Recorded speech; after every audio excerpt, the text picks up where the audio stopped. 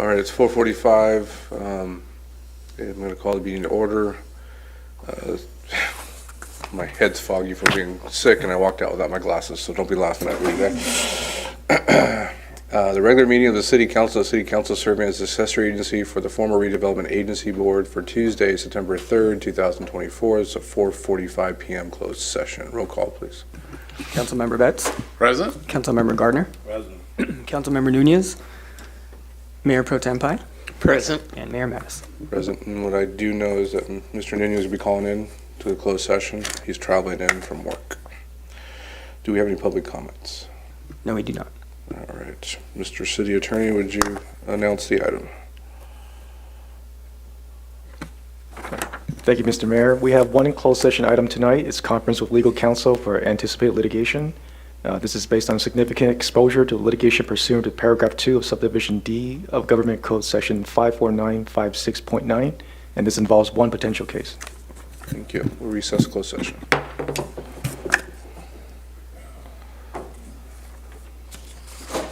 What'd you come down with?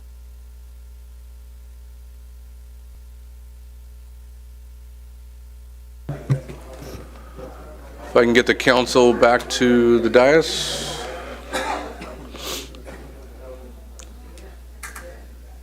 Councilmember or Mayor Pro Tem Pye. Mr. Nunez, I know he's around here somewhere. We can find him. Least that we could use a sergeant of arms.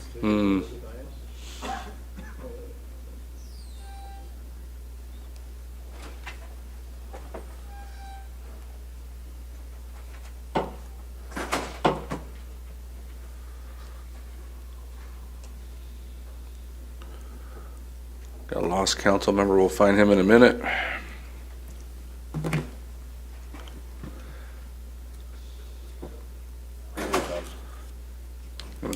Okay, we're going to get started.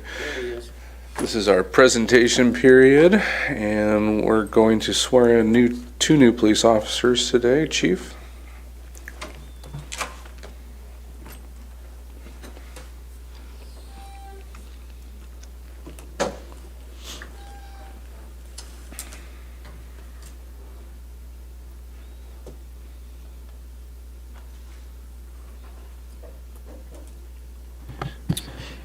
Good evening, Mayor, City Council.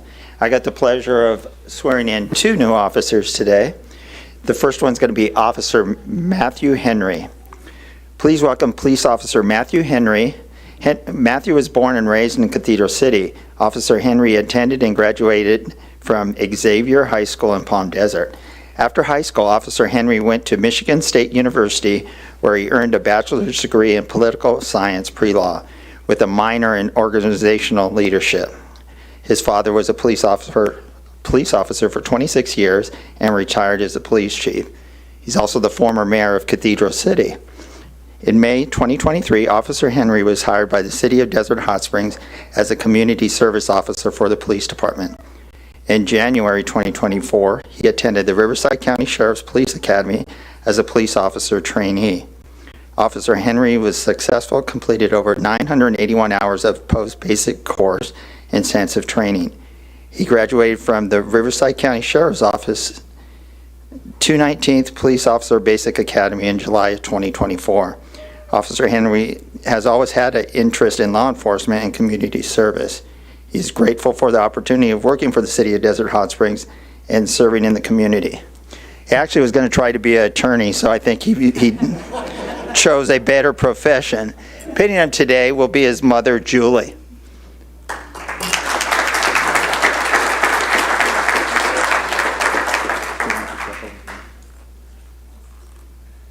on back. Okay, good luck. There's no holes in there, so his first on-duty injury.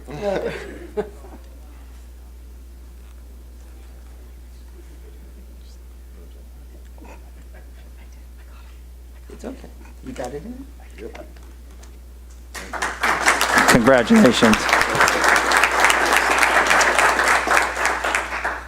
Your first chance. All right. I just want to thank my family for giving me all the support and everything. I want to thank the department for giving me this opportunity. I just want to go out there, serve the community, and make everyone proud. Thank you, guys.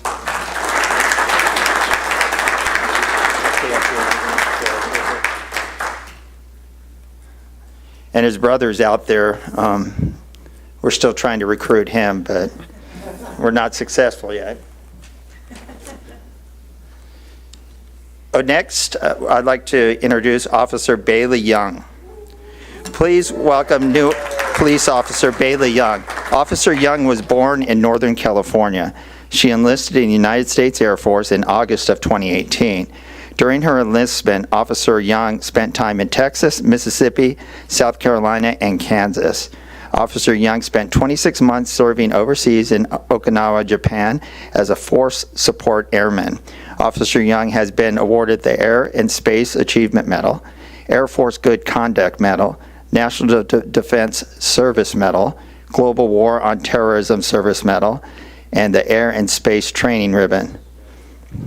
Officer Young attended the Basic Modular Academy at the College of the Desert for Modules 3 and 2. She graduated from Module 1 at Ben Clark Training Center on August 9, 2024 with Class 1023. In her spare time, Officer Young enjoys outdoor activities such as hiking with her son, spending quality time with her family and friends, and going to the gym.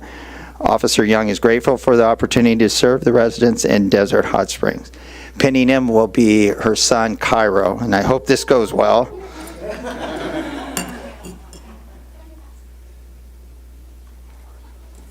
Okay, come on. Okay.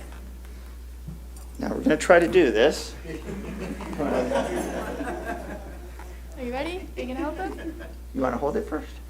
You think you can do it? You want to put it on more? Try. Look, I'll help you. Okay, hold it up. Oh, you want me to hold it for you? Yeah, Okay. yeah. Let me see if I can get it in the first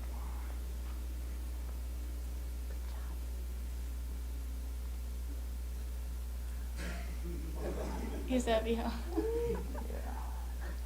No. Okay, you want to touch Mommy's badge? Yeah? Thank you.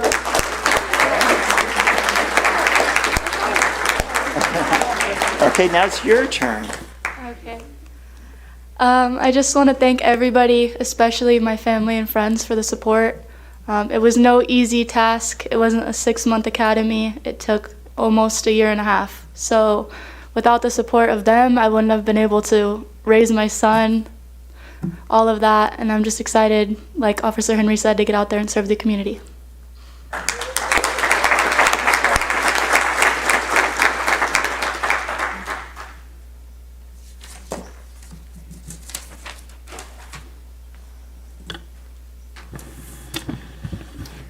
All right. Good evening, and please raise your right hand. Do you, Officers Matthew Henry and Bailey Young, solemnly swear or affirm that you will support and defend the Constitution of the United States and the Constitution of the State of California against all enemies, foreign and domestic? That you bear true faith and allegiance to the Constitution of the United States and the Constitution of the State of California? That you take this obligation freely without any mental reservation or a purpose of evasion? And that you will well and faithfully discharge the duties upon which you're about to enter. Congratulations.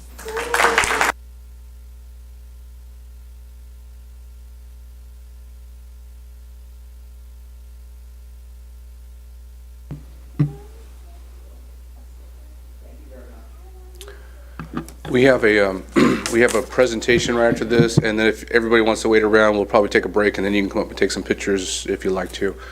Mr. Henry, you got some big shoes to fill there. Be safe, both of you, please. Thank you. Our next presentation is going to be by Fine Food Bank, and is someone here from Fine? Oh, awesome. Come on forward if you can introduce yourself. Yeah, press the button right there in front of you. There you go. Is that better? Yes. Oh, fantastic. Mayor, City Council members, residents of Desert Hot Springs, my name is Debbie Espinosa, and I'm the President and CEO of Fine Food Bank, our Desert's regional food bank and the Feeding America food bank that serves the southeastern section of the state of California. I'm here today because it is Hunger Action Month through the month of September, and all of our cities together partner in lighting up orange or doing things in orange to call the attention to the so many people that we have still here in our desert region that suffer from food insecurity every day. What I have with me today is a presentation for you, and I'm going to give the handouts out to you, so it's something that you can look at in your own time, but I just want to go through some highlights. One of the things that I've been doing since I took the CEO position 7 years ago at Find Food Bank is to try to work with all of our cities and city council members to continually bring updates to what hunger looks like in your city, how Find Food Bank is partnering with you and other community members and organizations in your community to tackle and combat food insecurity in your area. And then also to be able to thank all of you, because Desert Hot Springs, much like all of the other cities, are always such great partners in our work, because it doesn't just take Find Food Bank and the people in the community to feed people. It also takes all of you here at the city, all of the businesses in the city, to make sure that everybody in our community is taken care of.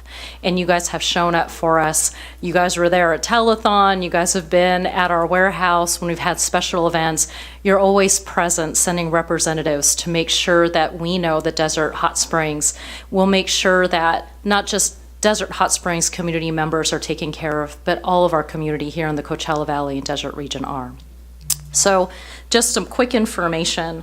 The percentage of residents that are facing food insecurity here in Desert Hot Springs is 17%. And these are coming from the latest data and statistics from Census Bureau right down to the zip code level. And so one of the things that Find Food Bank does is to ensure that we always have constant and updated statistics so we know how to serve community best. But in this space of 17% food insecurity, in this last year, partnering together with our agencies, the city, the school districts, we have served over 46,977 people in this last year to ensure that they receive free food, either from our partner agencies or from Find Food Bank community mobile markets that drop food off here and allow residents to be able to receive food for free. In addition to that, we've served approximately 300 residents with outreach services that include signing people up for CalFresh benefits. So not only are they receiving free food from Find Food Bank or the agencies, but also being able to make choices on their own because they have the CalFresh benefit to go and grocery shop and also provide income back into your grocery stores to be able to help with security of employment here for the businesses that are selling food. The other thing that we have done too is that when we look at the total amount of food distributed in this last year, we have distributed almost 2 million pounds of food into the Desert Hot Springs community through all of our sites. That is equivalent to, and you know those big semi-tractor trailers that we see driving up and down every day, the I-10? That's approximately 50 truckloads of food going in every year to make sure that people know where their next meal is coming from. For us, the importance of Hunger Action Month is bringing awareness, and I'm so thankful that you're allowing me to speak with you today. Many of the residents face choices, hard choices. Do I pay for food or do I pay for medicine? Do I pay for food or do I make my rent this month?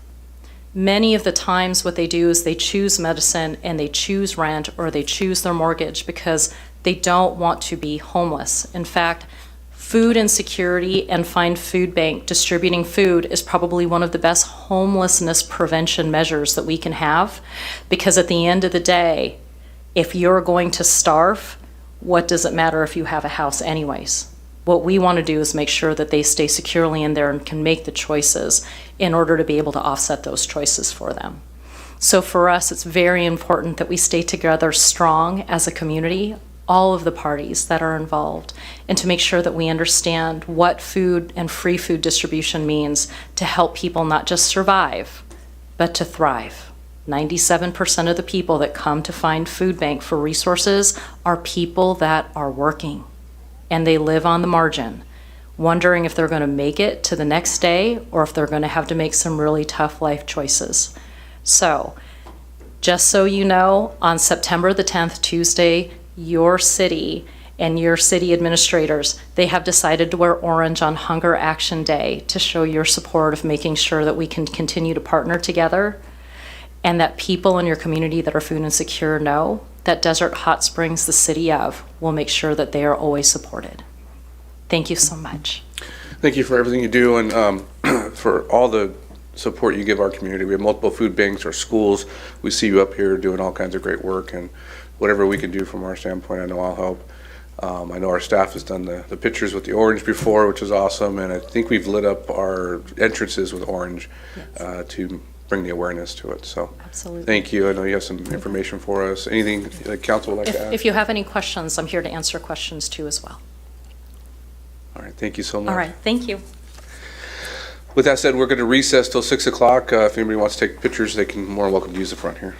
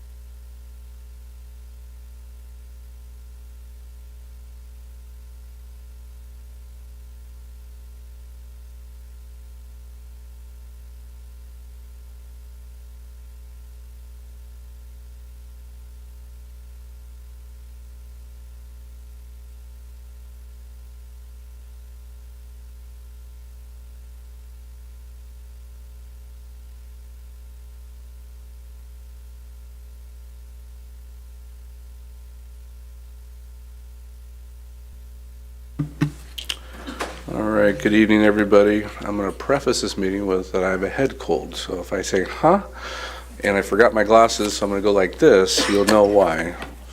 Thank you. It might help, but might not. With that said, I'm going to call this meeting to order. This is the City of Desert Hot Springs regular meeting of the City Council, and the City Council serving as a successor agency to the former Redevelopment Agency Board for Tuesday, September 3rd, 2024. This is our 6 p.m. regular session. Roll call, please. Councilmember Betts. Present. Councilmember Gardner. Present. Councilmember Nunez. Here. Mayor Pro Tem Pine. Present. And Mayor Menace. Present. Tonight we have invocation by, is it Reverend Paul Miller or Police Chaplain Paul Miller? Both? Okay, for both of them. So he's going to come up as one person now.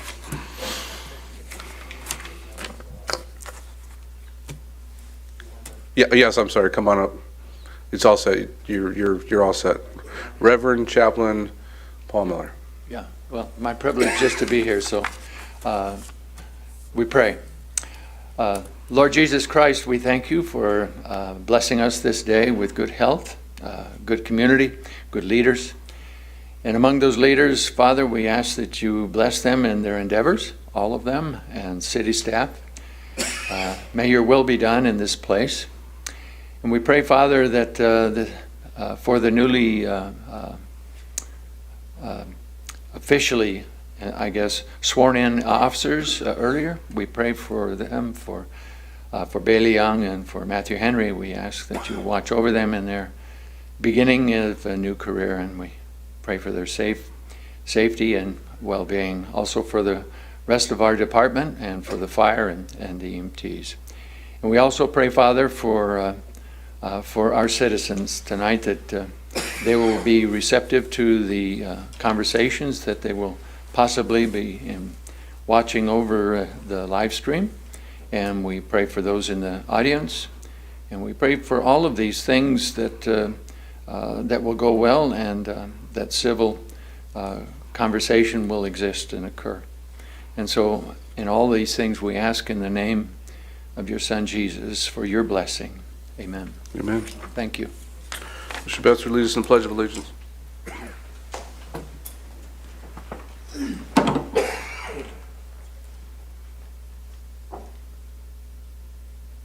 Mr. Beth? Oh, is it me? Yes, sorry, my I'm voice. sorry. Please place your hand over your heart, which is you're already doing. Ready? Begin.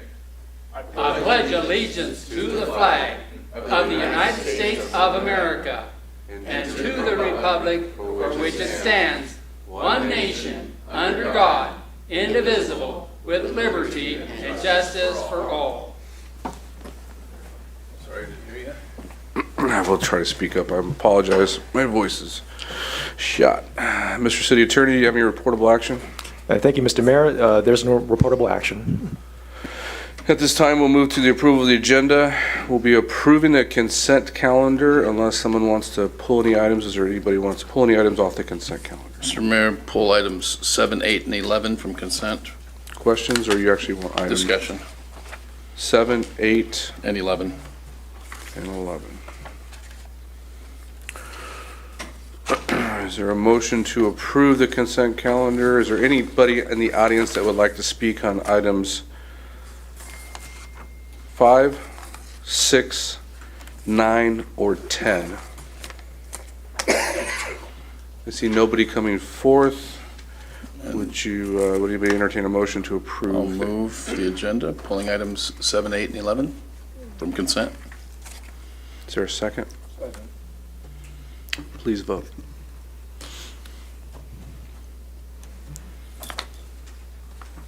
Motion passes unanimously. Thank you. We're going to move to public comments at this time pursuant to the Brown Act.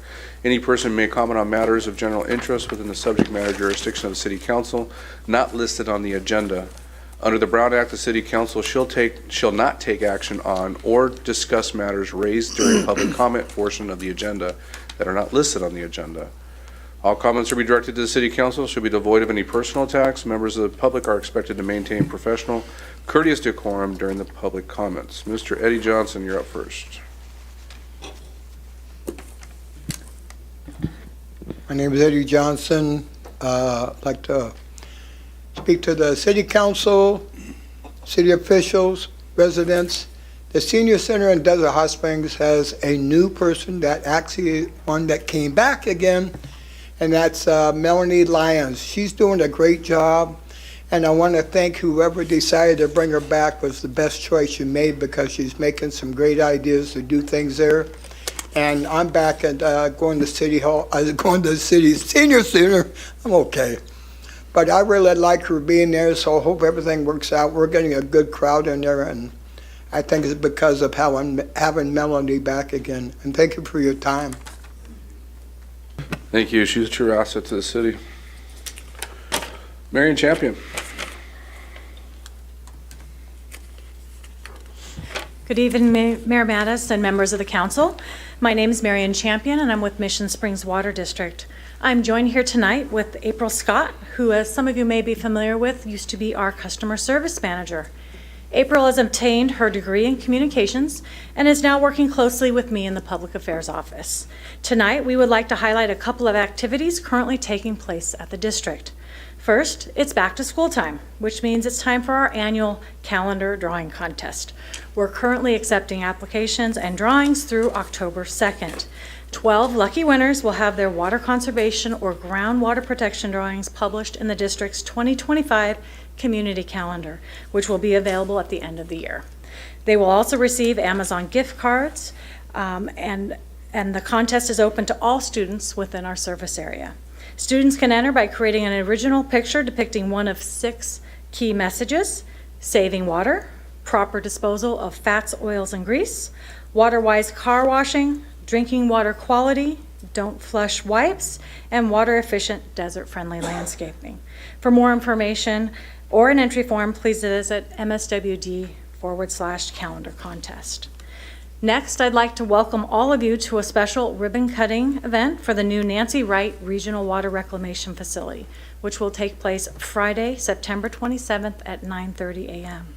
In addition to local officials, including our very own Mayor Mattis, we will have representatives on hand from the State Water Resources Control Board, the Colorado Regional Board, and other influential leaders who wish to celebrate this important milestone with the district. The facility and its accompanying conveyance line and septic to sewer conversion projects are almost entirely funded by a $68 million grant from the state of California.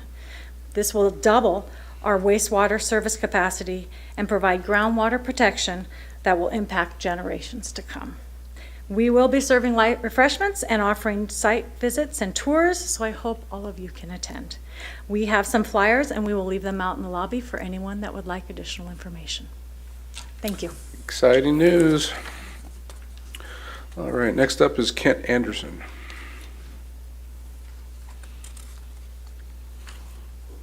Hi, I'm Kent Anderson. Welcome. Hello. I had a few things I just wanted to say that are not really major items, but one, it would be nice if we could get updates on what's happening in the city. I'm kind of looking over at staff because that's probably where it's going to come from. We always get a lot of hoopla when something comes up. Oh, wow, we're getting this. And then we hear nothing more. Whether it went through or whether it didn't go through or what the status of it is. I attended the groundbreaking for the new fire station. It'd be nice to have an update like, okay, they've done this so far. What's happening in our city? What's happening to Maverick gas station? What's happening to Amazon? I mean, I know there's things that you guys can't control, but you probably have some more insight than us out there not knowing what's going on. The police have actually started putting out a little summary on social media, which is really fantastic, and I love reading that, even though I know most of it anyway from working with the COPs. But it still would be great if we could get something once a month, maybe twice a month would be great. The other thing is I want to bring up, just so everyone's still aware of, the Airbnbs or STVRs. Man, since we've cut, code and everything else, they're just getting out of hand as far as noise. The other, and I really hate to call the police because I know they're understaffed right now. And it's hard for them to get over and handle anything. But we really need to be aware of this problem, and it still exists. The other thing is about the city yard. I know we're supposed to get a park over there. it would be nice to know, again, what's happening with that park. Where are we standing on it? I know we got some grants, but no one tells us what's going on. And the dog over there, those guys are really overcrowded, so when they start barking, it gets really loud, and I live in that area. We also have the animal facility over on Indian. I know it's not in Desert Hot Springs, but if we're going to have two facilities, and that one's a bigger one, why don't we put them together? Move the one at the city yard over to the bigger facility and only pay to upkeep one instead of paying for two. So it's just something to be thinking about. Thank you. Thanks, Count. Tom Moen? Tom is the last blue card I have. If you'd like to speak in public comments, this is a second call.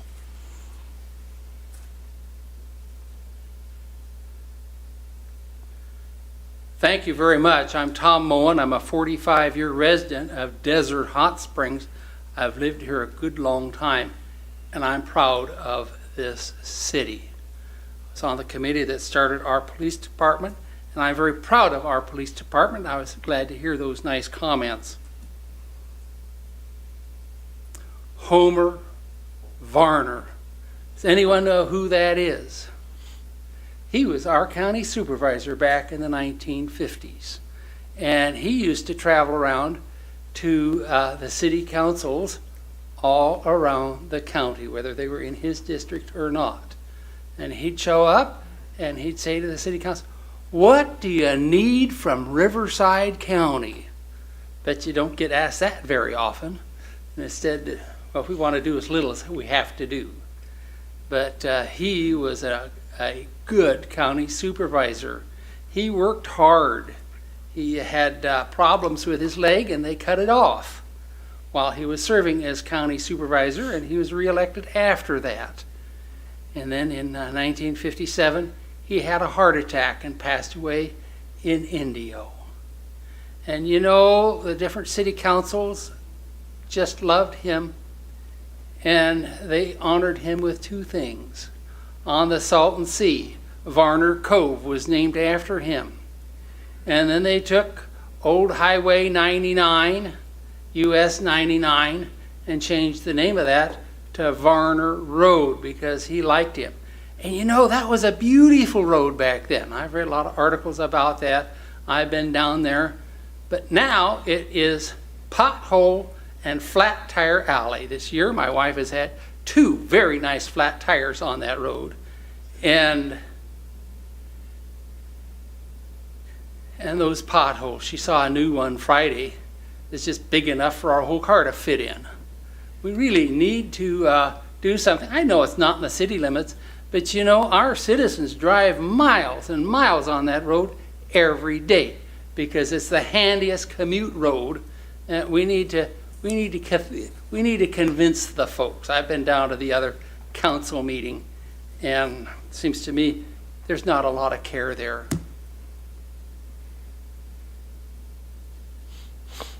So I wish we could negotiate with them. I know over the years the city has had a lot of convincing power.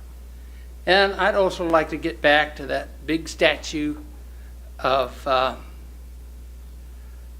Merry Christmas being led by Cabot Yerxa as a nice entry point statue for our city. Palm Drive can be made so beautiful at the entrance of the city. Thank you, Tom. But it's ugly. Thank you. Thank you.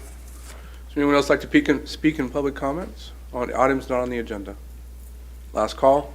We'll close public comments and move to city manager's report. Thank you, Mr. Mayor, members of the council. I just have one update. Just want to introduce one of our new employees to our great staff that we have here at the city. Bonnie Bilger, if you would stand up, please. Just want to introduce her, just to tell the council a little bit about Bonnie. You know, she has 14 years of management experience with public employers and a master's degree in public administration and human resources. She's held previous positions as Director of Human Resources and Risk Management at High Desert Water District in Yucca Valley, and then the Chief Human Resource Officer at Copper Mountain College in Joshua Tree. Also Human Resource Manager from Sacramento County and benefits specialist for Palm Springs Unified School District.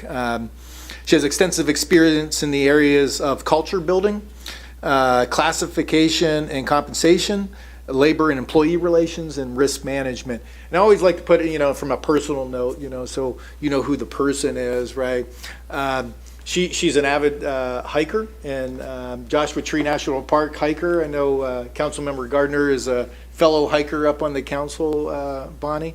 So I just wanted to introduce the county, the community, to the council, the community to Bonnie, and look forward to working with her and developing our staff. Welcome. And we have no other updates. Great. We'll move to council member comments. I'll start with Mr. Betts. Thank you, Mr. Mayor. It's good to be back after such a long break. It seems that a lot of the outside agencies where I normally serve also were quiet for a few weeks. The ones that I did attend were Sunline. There was a presentation at Sunline with Congressman Ruiz where he presented a check for $500,000 to kickstart the solar-powered hydrogen maker. And that's not the official term, but it's called a hydrolyzer, I guess. And then I attended the Airport Land Use Commission. We had a very nice ribbon cutting at Discount Dazzle, new store in town, which was nice to see. My grandson went off to college. We have an empty house. I keep yelling out there, "Hey, Bela, could you get this for me?" And he's not there anymore, so I'm having to get it myself. Attended the Labor Day brunch in Riverside this past Monday, Labor Day, yesterday. And Thursday I'll be up in Los Angeles at the Southern California Association of Governments Transportation Committee. Got one issue that I've been kicking around here with the city manager. It's an issue of concern.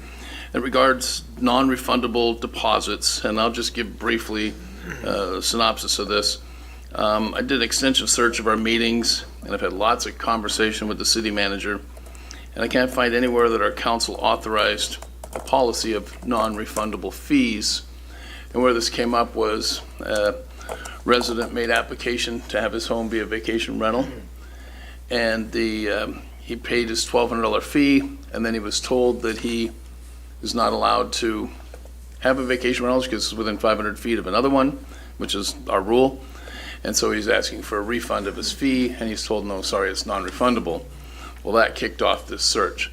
And my understanding is that non-refundable fees are something that has to be set as a matter of policy, which would be this council voting to enact those. And it's not something that can be handled or implemented or created administratively. So I'd like to get some type of look into that and see, but none of the references I looked up show that we either passed it as a council, so it's just raising that issue. Last couple things just want to bring up is shopping carts. Way back when the mayor and I we worked together collaboratively to put in a shopping cart ordinance, wheel locks, did a great job for a lot of years. Then that broke down for some reason, it wasn't working. Staff came back with a revised ordinance and worked for a while, but there are just so many shopping carts around our city, and we need to get those back, quote, in the corral. And then the other one is I'm seeing lots and lots of litter in different places, a lot of it in places where we have loitering due to homelessness. And it seems like you see a group of people sitting there and you just know there's going to be a bunch of trash. I pulled up next to some of them that were at a bus stop, and they have some litter around. I said, "Oh, I can't believe it. The city hasn't come by and picked that up yet." And so I guess, they went and picked it up and put it in the dumpster, or in the trash can that's right there at the bus stop. But we need to do something. The town's, it's not looking the way I like to see it. And I don't know if it's a Virgo in me that gets really irritated by this stuff, but the appearance of our town is very, very important thing. And when people drive through town, I don't want them to see a bunch of litter and trash everywhere. I don't want to see shopping carts all over the place, some of them just strewn about and abandoned. It's such an easy thing to fix. And then the public comment that came in about the vacation rentals, and man, have I had the complaints come in. I tell people, call me, I want to hear it myself. I want to hear the noise myself so I can hear it, and so they'll call me. And I had somebody call me it was 12:15 at night, and he actually took me up on me, so I went down there. And the police did show up, and it was some kids who were Marines, and they were just having a good time, and I think they're very nice people, and when they realized that they were making such a disturbance, they, said, wow, okay, we didn't realize, and we'll tone it down.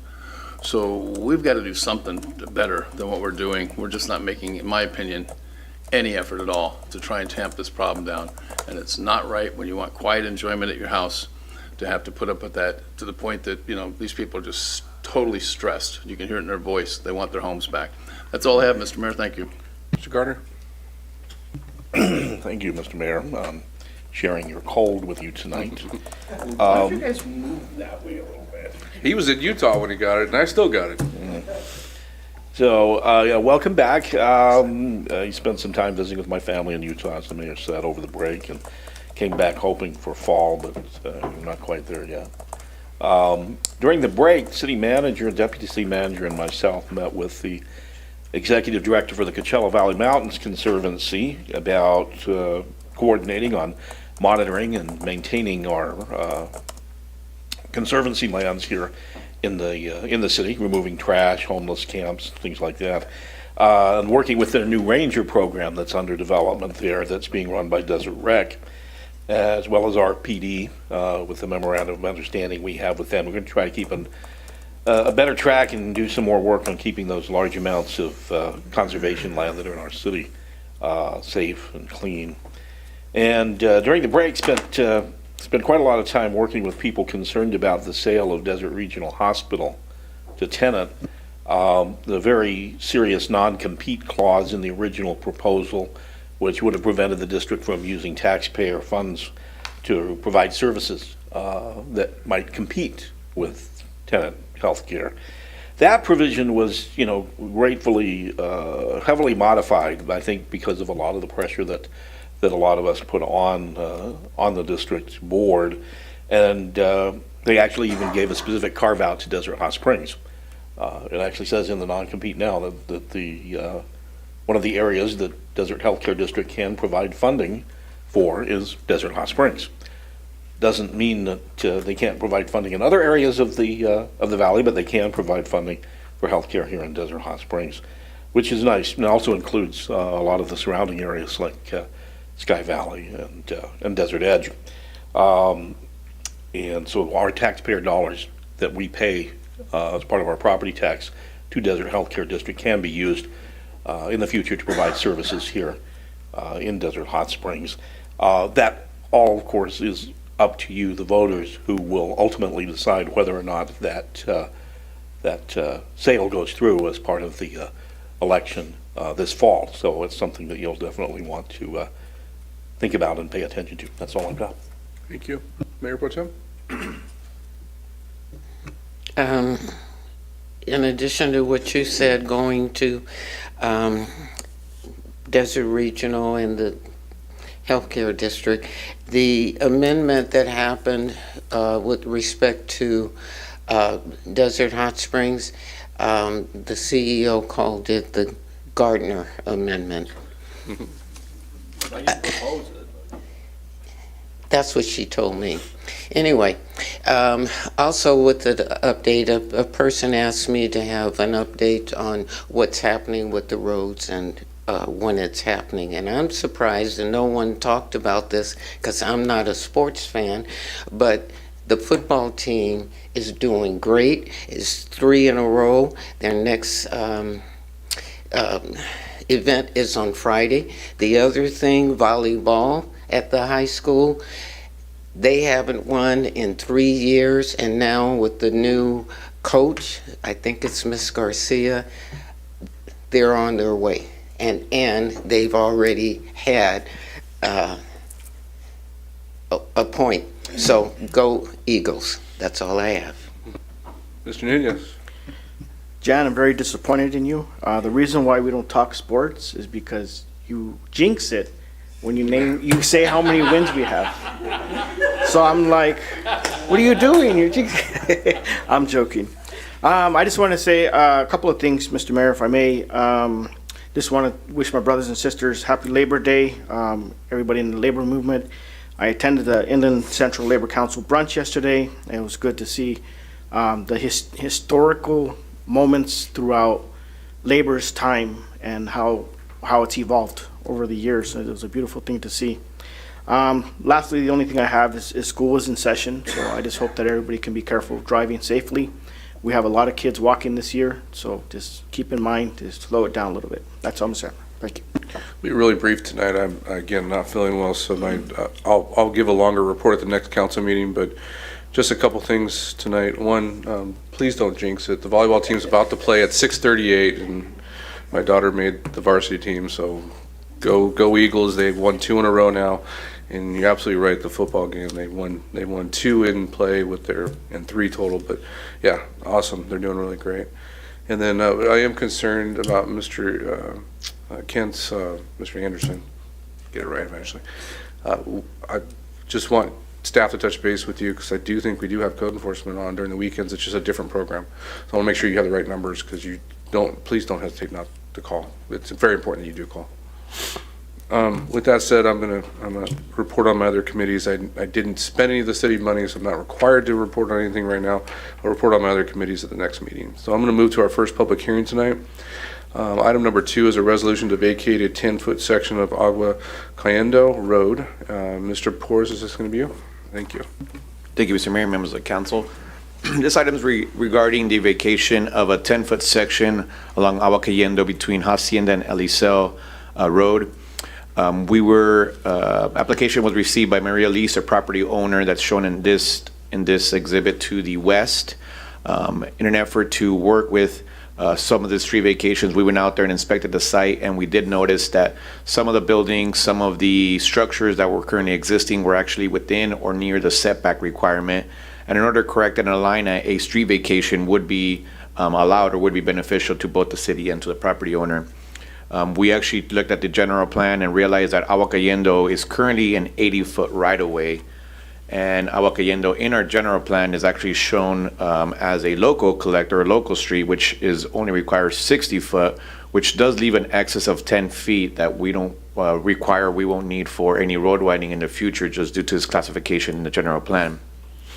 With that, Maria Lee submitted a application for the street vacation, which is just a 10-foot section shown here in red on the west side of the street. The street vacation will revert the right-of-way, public right-of-way to private property after all these steps are taken. There are actual 6 steps that are required to be taken by the state. The first one is a notice of intent, which was presented to City Council on July 2nd. The second one is the city clerk must publish notices on the newspaper, which were done on August 22nd and August 23rd. The third one is the city engineer must post a notice along the actual vacation, which was also done on August 20th. And then the fourth one was to take to the Planning Commission, so the Planning Commission can review and make findings that the vacation is in conformance with the circulation element of the general plan, and that was also approved on August 13th, which takes us to the final step, which is the 5th step, where the City Council must conduct a public hearing and approve a resolution to either vacate or not vacate the actual 10 feet from this road. That concludes my staff report. These exhibits are also shown on your staff report. If you have any questions, please let me know. Okay. Thank you very much. We're going to move to entertain questions of staff. Our queue is not up on the screen. I have a question, Mr. Mayor. I'm sorry, I got one here, and I'll come to you. The queue button's not even up here anymore, just so you're aware. I just had general comments with the Oh, okay. Could you go back to the picture? What I'm looking at is that area was a retention basin? No, it's currently an actual paved street. It has curb and gutter on both sides. The southern portion of the property is vacated. There's nothing there, just desert. The north part is the actual Azure Palms Hotel. Okay, so it was never a retention. It looks like there at that picture. Looks like it was. There's a natural spring there. Okay. So yeah, it does create the greenery that's there. It's a natural spring that pops up. Got it. Thank you. Anybody have questions for staff before we go open the? So when does Ortega Drive drop off of our maps, or does it ever? It says it's vacated. I see that. And, I mean, you can't control Google where this came from, but that was vacated, I think, in 2019, if I remember, 2018, 2019. So it's not shown in the county records anymore. I'm just curious, does reference ever go away when we're showing these maps? This is just a Google, so by the time Google updates it, but yeah, at one point it will. Okay. All right, we'll open the public hearing at this time, and we'll take testimony in favor, opposed, or neutral position. You can come up and just state your name. Last call. I see nobody coming forth. We'll close the public hearing at this time, and we'll have more. You have general comments? Yeah, I just wanted to, excuse me, say this is another great example of the revitalization of our spa industry here in the city. Ms. Lees and her partners and what they have done with Azure Palm has been spectacular. And she does own all of that property, and eventually she is expanding the hotel to that, cutting this 10-foot off that we don't need to put it back to it shouldn't be an 80-foot street, 80-foot wide street there. It should only be 60. So we're not really giving up anything, but we're giving her the option to be able to build more on that property, put up a very nice wall and a few other things, and it's just one more piece in the revitalization of our spa industry. So I'm going to encourage my fellow council members to support it. Yeah, the only comments I have is I totally support this. When Ms. Lees came to me and talked to me about this item, it just makes sense. And what her plans are for that resort, I can only imagine what it's going to look like. It's going to be beautiful. What she's done so far and the money she's put into our economy here in Desert Hot Springs, I think we need to move forward with this. Any other comments? I'll make a motion then to support the recommendation to vacate 10-foot section of the I'll road. second.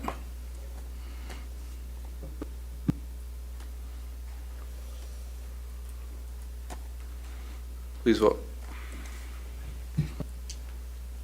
Motion passes unanimously. Thank you very much. Number 3 is a resolution to vacate alley between Club Circle Drive and Hacienda Avenue. Mr. Porras. There you go. Thank you very much. Very, very similar. This is also a street alley vacation as the previous item, except this is a 10-foot alley, and it's between Club Circle Drive and Hacienda Avenue. We were approached, and we discussed this with one of the property owners, where there was a block wall and some structures that were actually impeding into that alley. We didn't even know the alley existed until we did some research. When we did the research, we figured and we found out that 10-foot alley could actually be an easement and not necessarily an alley. It's undeveloped, it's vacant land, it has a very, very high slope. So the applicant submitted an application. We have processed the application. Similar to the previous action, this went to the Planning Commission. The Planning Commission also approved, found it as consistent with the circulation element of the general plan. This is the last item and the last step in the process for City Council to approve the vacation or deny the vacation, and direct the City Clerk to record it. Again, these exhibits are shown in your packet, but if you have any questions, I'll gladly answer them. Thank you. We're going to move to questions of the City Council, or questions from the City Council. I have just one question I already asked the City Manager earlier today. Is there anything restricting us from giving the full 10 feet to the outside property owners? So there isn't. I would just have to make sure that the assessors know that whenever we submit it. So as long as we record that with the resolution. The inside property doesn't look like it can be developed. The outside properties might be doing some development, so I'd be in support of that. Any other questions of staff before we open the public hearing? All right, I'll open a public hearing at this time, and we'll take testimony in favor, opposed, or neutral position, if anybody would like to come forward. Last call. We'll close the public hearing at this time, and we'll open up for City Council discussion. Yes? Yeah, we've had some problems with these utility corridors before, and the biggest problem has been somebody says, hey, I'm keeping my side clean, but my neighbor on the other side isn't, and, it gets to be a problem. So to me, it makes perfect sense to dedicate all 10 feet to, the parcels that are on I guess you call it the north side of that line. And so I would like to make sure that that gets recorded that way. I'd join the mayor in saying that makes a whole lot more sense.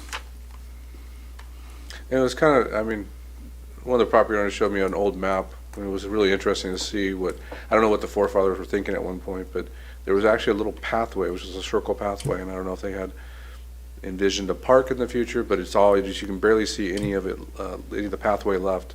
Did that used to be City Hall? I don't know. Someone's mentioned that before, but I don't think it was actually City Hall. Rumors. I know it was the Elks Club at one time, or Moose Club. I think it was a Moose Club at one point. All right. With that said, we've already opened the public hearing. Any other comments? I'll just make a motion that we adopt the resolution to vacate the alley between Club Circle Drive and to note that the entire vacation should be allocated to the properties on the outside of that circle. Second. All right, motion is second. Please vote.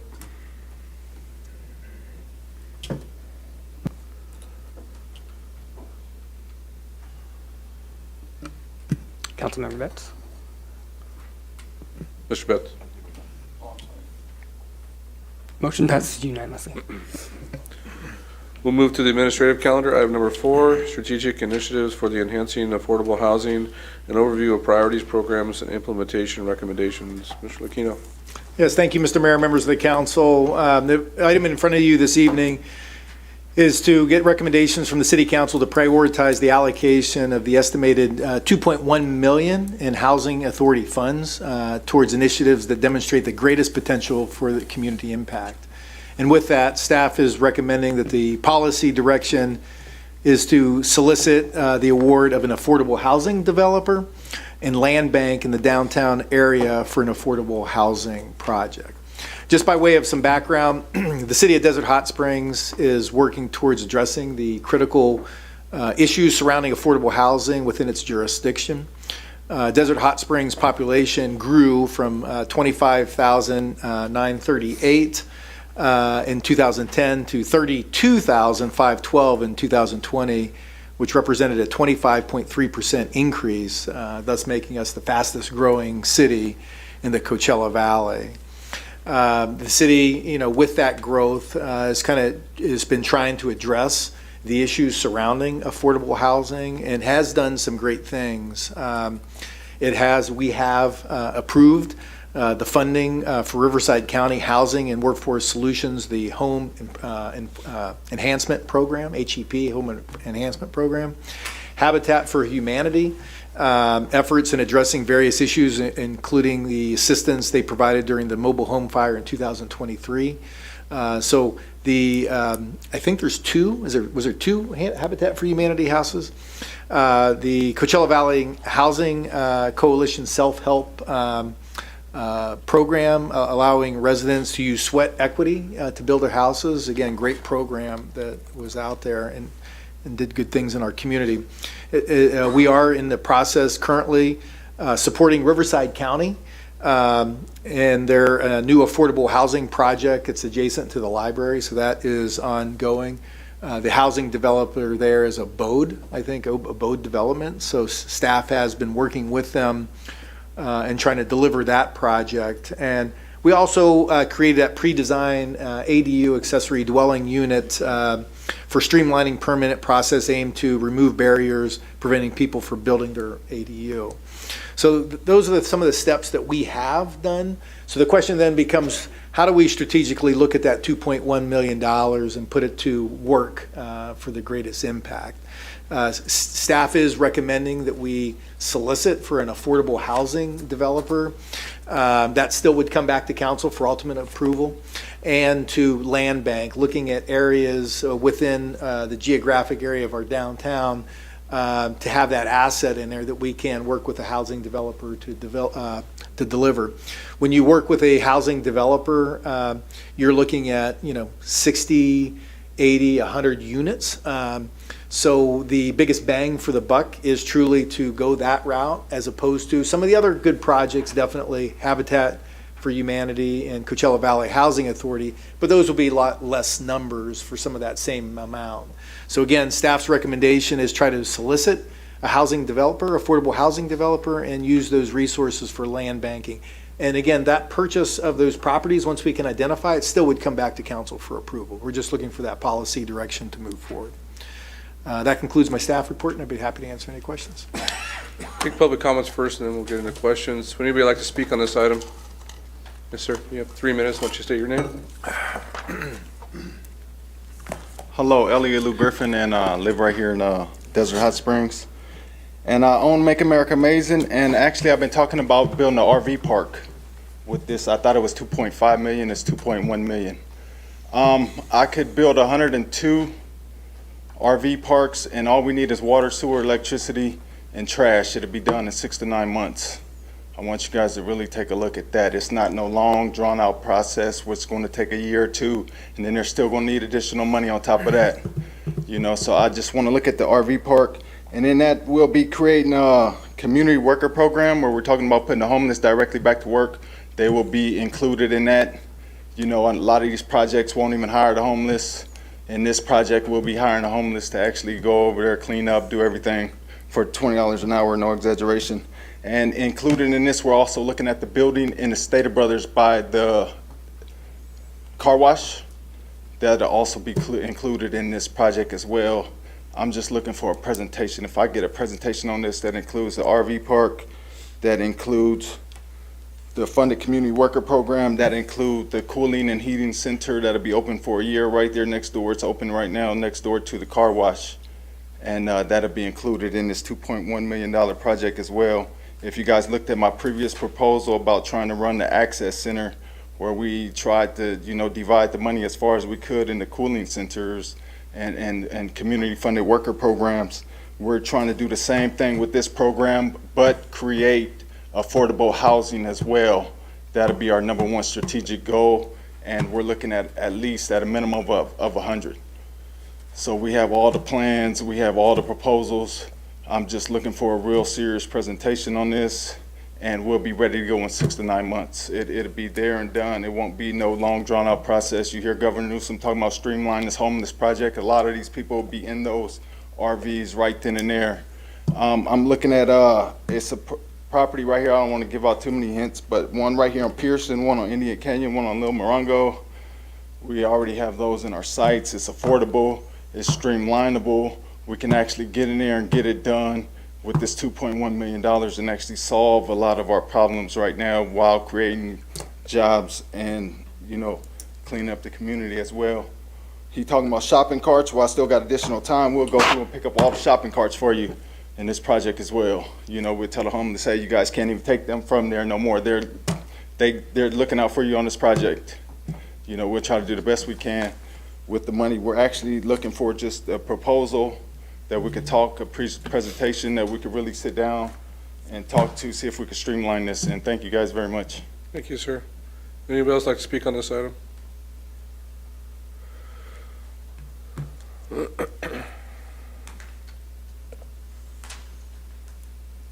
Thank you, Mr. Mayor. Tom Moen, 45-year resident of Desert Hot Springs. Affordable housing. I have been getting calls from people who are losing their rental homes. The price of rental homes are going up, up, up. And where are these people going to stay? I'm the chairman of the church board at the Seventh-day Adventist Church, and we have several church members that are begging me to do something to help them. What can we do? The rents are going up. Affordable housing is a big priority in Desert Hot Springs. Thanks for nodding your head. Homeless people cause crimes. Not because they want to be criminals, but they don't know what else to do. They don't know who to talk to. We need to have some kind of a hotline for our homeless people, or soon to be hopeless. I've sent a lot of people to the hub, but so many people would rather go homeless than live in a shelter like that, as fine as it is. As a 25-year funeral director, I found that a lot of the people we picked up under the bridge on I-10 and other places that were homeless, when I got into it, I found out nearly every one of them had a bedroom waiting for them where they would be welcome to stay. But they all had the same problem. They didn't want to have to obey any rules. Even if the only rule was, please go to bed at 9 o'clock because we all have to get up at 6 in the morning and go to work. So there's a lot of difficulties that way. But I am so proud of our city for addressing this problem. And as far as I know, Desert Hot Springs has been on top of this more than most any other city. And I don't mind people calling me about that, but I can only do so much. And I've referred people to the hub, and that's a big helpful thing. But again, I suggest Mr. City Manager, that we have some kind of a hotline for homeless people so they can call and get some good advice and some good help that really works. Thank you. Any other comments? All right, we'll close public comments and we'll go to council comments. I just have a question for staff. What maps out the downtown? Anything that was in the redevelopment agency before? You know, I'll probably defer to our community development director since he's smiling over there for. It basically follows the downtown commercial zoning that we passed about a year ago. So help me here. So it's going to be from Pearson, Choya down to, I want to say it's Ocotillo and Mesquite? Yes. And then it goes to Acoma to the south, and then First Street to the north. Sorry, we're all a little bit not used to talking during these meetings after our break. Yeah, I'm a little concerned about that. So I don't know if we can change the parameters of that. I'm concerned because I know there's other projects that would possibly have other land available. If we just open those corridors up for the affordable housing, I'm not sure if we want to take up some of the prime real estate along the downtown to build affordable housing, because affordable housing is usually multiple units. So if we're going to get the best bang for our buck and we want 100 units out of a piece of property, do we want a 2 or 3 story building in the downtown area? So do we have the luxury as a city council to open that area up wider? Could we make it Hacienda to 8th Street, Choya to Ocotillo, and maybe there's ways to enhance some of the older downtown, older Middletown with projects. Just thought. And the answer is yes. So if the council wants to expand that, they can. If I may add, one of the things, and maybe, as in when the project develops, one of the things that we'll probably have to come to grips with is height. From a development perspective, I mean, these affordable housing projects are hard to pencil, right? They are, that's why there's such a challenge limit of them out there. And the way that it pencils is to make it more efficient to build. And to efficient to build, you got to go up. And I know there's some challenges from a community perspective going up. But that's not for tonight, but definitely it's something that. No, and I think we've seen some of those challenges and we've made it through by having the project dig down a little further and those types of things. So I think I just want the council to consider opening this area up a little bigger. I would agree with that, Mr. Mayor. I think specifically for this project, we can look at, different areas and where they might go, what's feasible, what's not feasible. But I think the key is working with the developers or grant money, federal money, and partner up. I mean, it's not going to solve the problem, but it's definitely a start, and it shows the residents that we are serious about, affordable housing. So. I echo both of those things. One of the things that you brought up about being in downtown area, and one of the things that would be an attractive type of project for the downtown area would be, as the city manager notes going up, is that we leave the ground level open for retail so that we have mixed use and we have a downtown that has both mixed use and apartments above it. I think that makes for a very attractive downtown because you have people living there that are then going to shop and use the restaurants and the other services that are downtown. So, but I'm in favor of just casting as wide a net as we can to find those available things that will work with the developer and not just limit it to the downtown core. Mr. Pye, Mr. Betts? Thanks. So is there a particular project that's already in mind? It sounds like this is conversation is geared towards a particular project. It's not. And one of the things, too, just to add to that is, to get, it's very competitive, right? To get state and federal tax credits, there's certain criteria close to post offices, close to banks, close to healthcare.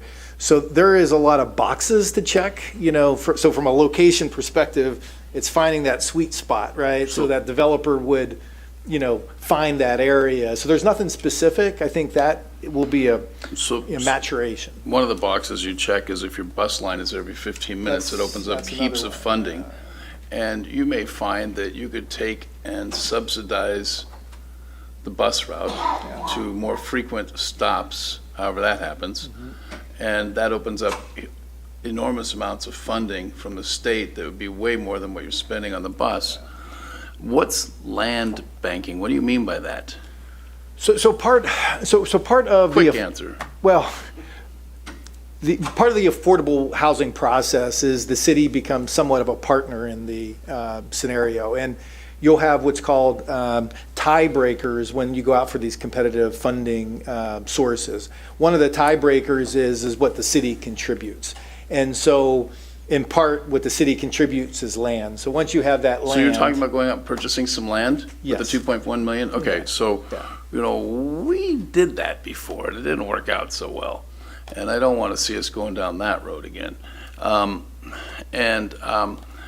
at the point in the market right now where if you go try and buy anything right now, you're buying high. Well, I think the projections are the real estate values are going to be going down, and that's deja vu all over again. So I'd like to look at this as, how do we hit our RENA numbers? How do we best read this goal? Just use RENA as the guide to what we're going to do here, and look at a whole bunch of different approaches. We've got a requirement with RENA to do 1,104 low and very low income housing, 688 moderate income, and 2,081 above moderate income. And for people to understand this, is the above moderate income is the new housing that you see going in. So our market rate housing is satisfying a huge chunk of our RENA numbers. The ones we have a challenge with are the 688 for the moderate income, and the other one that's a big challenge is the 1104. And I presume the ones from the county building, 180 units, is going to be at the low to very low?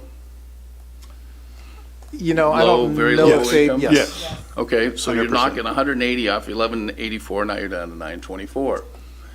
Now, we also got tremendous opportunity to take some vacant downtown buildings and convert them into residences where a shop owner would go in and, we have a hair salon. We could easily, if we had upstairs, live upstairs and just walk down the stairs in the morning and have a business. And you could probably knock out a whole bunch of your RENA numbers there. So I'm not, and then I don't know why it's locked into a specific area. I wasn't even imagining that before this agenda. When I read over the agenda, I'm thinking entire city. Why would you limit yourself only to one specific area? I can see the benefit of a more robust downtown when you have people living here, but we're talking about getting houses. The objective here is to get housing.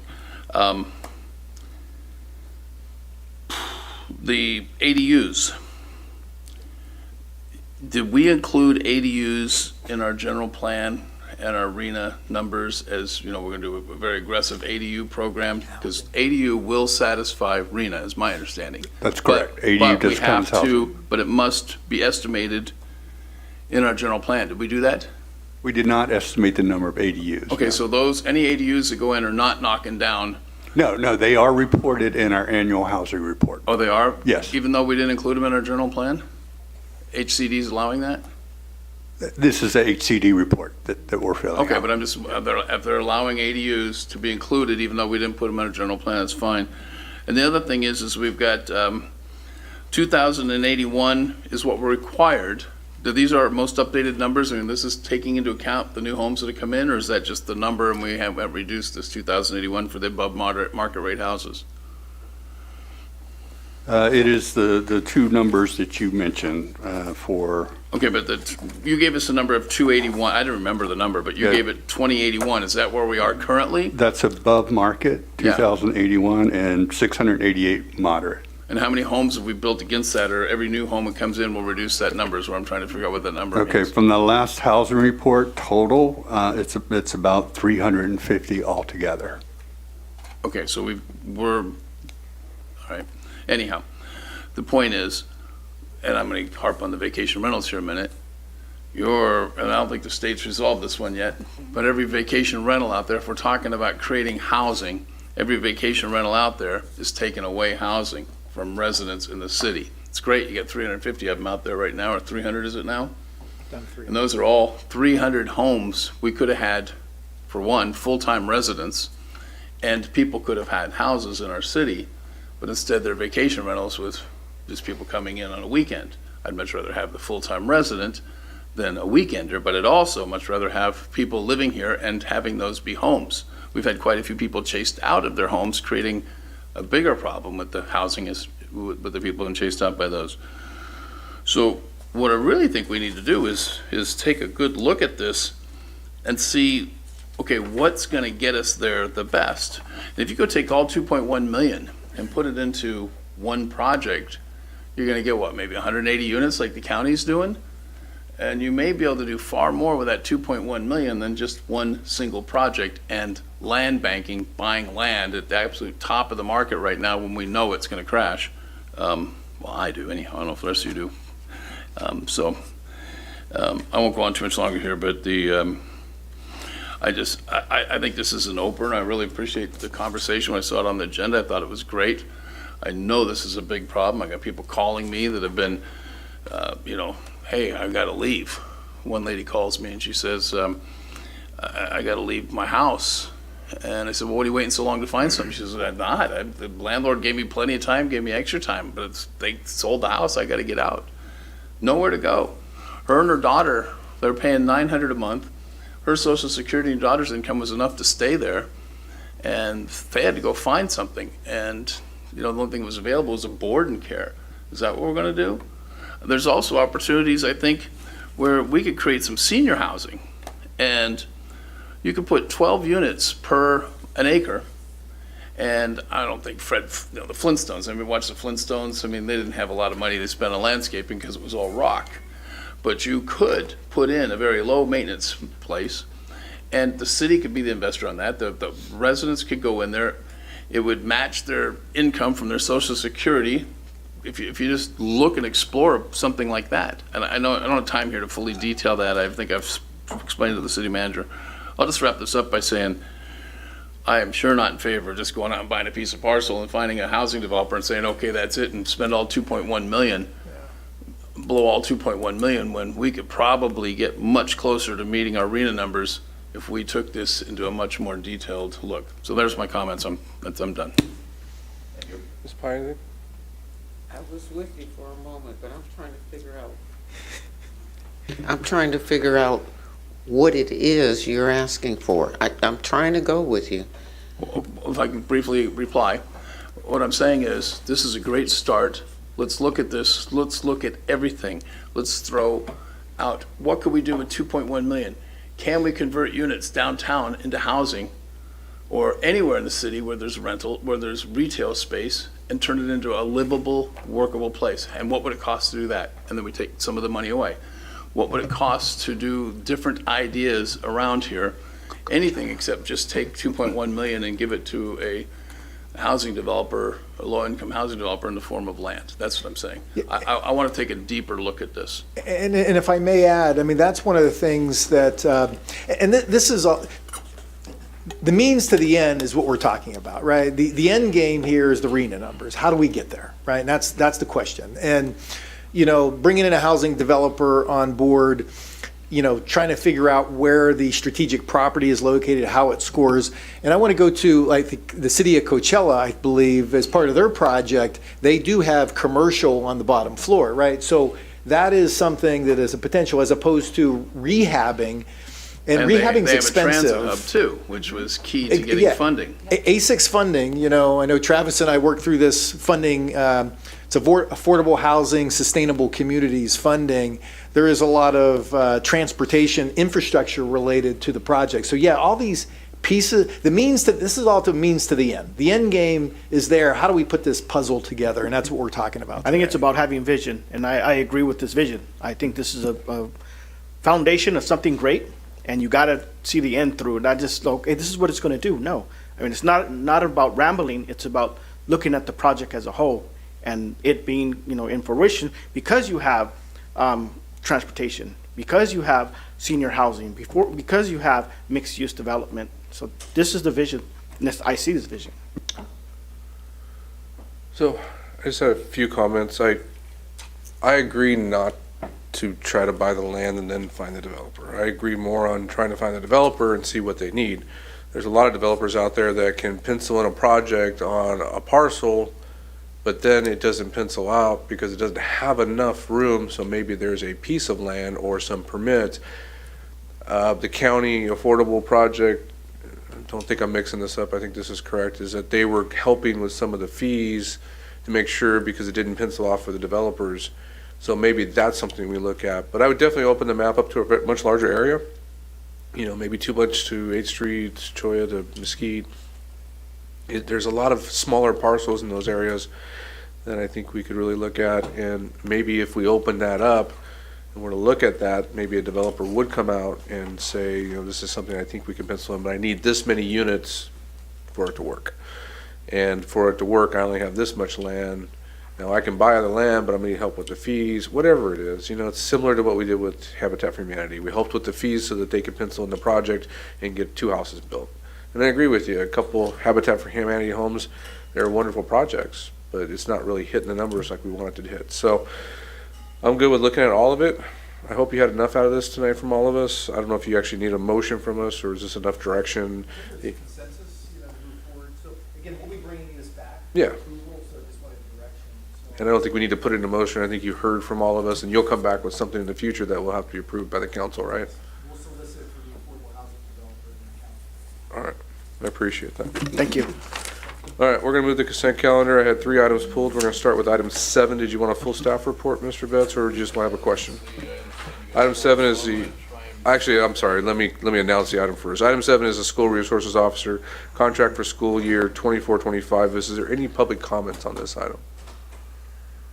See nobody coming forth. Did you want a full report, or just have a question to the Deputy Chief? I'll abbreviate this one. I didn't realize you had a cold. I just want to know, the issue settled with school resource officers. This was a contentious issue before, and none of those problems are there.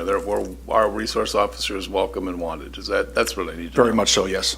Okay, and you guys did something in the past to impress upon them the importance. And I know, I had a sense from the community that they didn't want the other direction it was going. They wanted. Yeah, and the school, Palm Springs Unified, they very much want us to have a school resource officer. We very much want to be part of the school there, and we are working very closely together with each other, and both very happy with the agreement that we have in place here. Okay, I think you guys did a great job convincing them this is a good course. So I basically wanted to take the opportunity to say that. Thank you. Okay.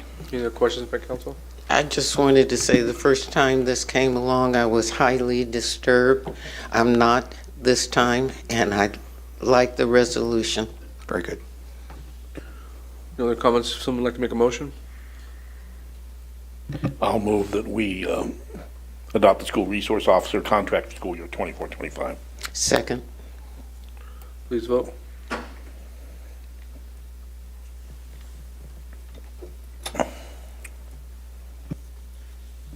Motion passes unanimously. Item number 8 is the mayor's appointments to various intergovernmental regional boards and committees, city council subcommittee for donations and sponsorships. Before we get to that, I'll just preface this with the city manager came to me and said, in the past, he's had subcommittees of the city council help with these items, and I said I had no problem with that. So he asked me to appoint 2 people. I'm asking the ratification of Mayor Pro Tem Pai and Councilmember Nunez for the rest of this year until the new council's appointed. Is there any public comments on this item? See nobody coming forth, Mr. Betts? Just a couple questions. Is this a standing subcommittee that's subject to the Brown Act, or is it just temporary for an investigative nature? Oh, no, this is a standing subcommittee, as it would be with any other of my subcommittees that I Okay, appoint. so maybe the attorney can research that, but my understanding It's is. ad hoc, so it won't be Brown Act. Okay, there's some new case law on that, but okay. I'm not an expert, I'm just asking the question. Well, appointed, however, it's legal. Okay, and so the purpose is they're gonna bring back a list of recommendations, or Yeah, what so would- it's just like any subcommittee will bring back a list of recommendations to the city manager, or the city manager will bring these to the subcommittee. Yeah, correct. So just by way of some background, I think we have within the budget $4,200 of unidentified sponsorship donation dollars in the budget. We have also in the budget called out numbers like $5,000 for the Palm Springs Air Museum by way of example. I, as manager, request a lot, $250 for this, $300 for that, $500 for this. and, current policies, the manager approves it. I think it's more important, the council knows the community better than the manager. So that's why I was looking to have that. So the subcommittee would look it over, they would approve it, say yes to it, give it to the city manager, and the city manager report it out in his comments each, or. Okay, so in the past, we had a situation where we had all the groups showing up here. I remember even before we were on the council, that was the practice. And all these people would show up and the council's having to play Solomon, trying to figure out who's getting the money and who's not. And then we've gotten off into a system where I see people just coming as they need to, asking for money, and then we're having to say yes or no on the spot a bunch of times. What I'd like to see is a list get developed, and I would like to have some say in the list rather than just have it come to me. I'm sure the other council members would like that as well. Well, I'm not going to speak for them, maybe they don't. But the best thing to do, is the way a lot of places handle it, is we give out all these once a year. And then when people come to you, say, sorry, approach us when it's that time, because you can get inundated with this. And I'd like to see some policy set to where we give a whole lot of money down Valley, and then we've got people here who are really in need for some of this money. Can you justify that comment? We give a whole lot of money down Valley? Well, we give sizable amounts down Valley. Can you justify that? Because that's a pretty bold statement out there, and people are going to take that the wrong way. All right, well, I don't want to misinterpret anything, so if you're hearing something, I'm not intending saying thank you, but $5,000 to the one group that did the research for us, the different groups, I don't have them on my head, so we go research it. If I'm wrong on that, fine. I just don't want people thinking we're just giving money out no, willy-willy. That wasn't what I was saying. We have a lot of across. very good organizations coming to us requesting money, and they're down Valley, but we got a lot of good organizations here that we might be able to do more with. And I don't want to drag this out and make it a big issue. It's $4,200. We get a lot of $100, $250 donations. I just thought a subcommittee could help Frank weed through these pretty quickly. If it was thousands and thousands of dollars, I would be worried about it. Okay, all right. I will grant you that and move on. Thank you. And let you move the meeting on, whatever you want to do. Yes, ma'am. Just let me say something. First of all, we don't have that much money. And because of the budget, we don't have that much money. Let me tell you what I have done. I had people have come to me and asked me to bring stuff to the city council, and I've told them no. I told them we don't have the money. I have offered regional access projects. Some do it, some don't. I tell them that if you have not done what you can do for yourself, we don't have it. And I think it's like 12,000 that we have right now to talk about. It's not that much. I had a lady, I had someone ask me for 30,000. We don't have 30,000. So this is not a long time taking. I had a lady ask me for some money. I'm thinking the first thing I'm going to do is find out what's going to happen on this agenda item. And then he and I can decide. But I'm trying to get people, not just because you ask, but why are you asking and what are you doing? There's some things where I support and I give them the membership and they're not going. Those who go. There was a lady that asked me for some money and I told her where she could get it and it wasn't here. And she got exactly what she needed. So right now it's not really in our budget and we're not going to do anything extravagant. Now we get into next year's budget, then maybe you want to do that. Any other comments? If not, I'll entertain a motion. I'll move that we ratify the mayor's appointments to the subcommittee. Is there a second? I'll second. Please vote.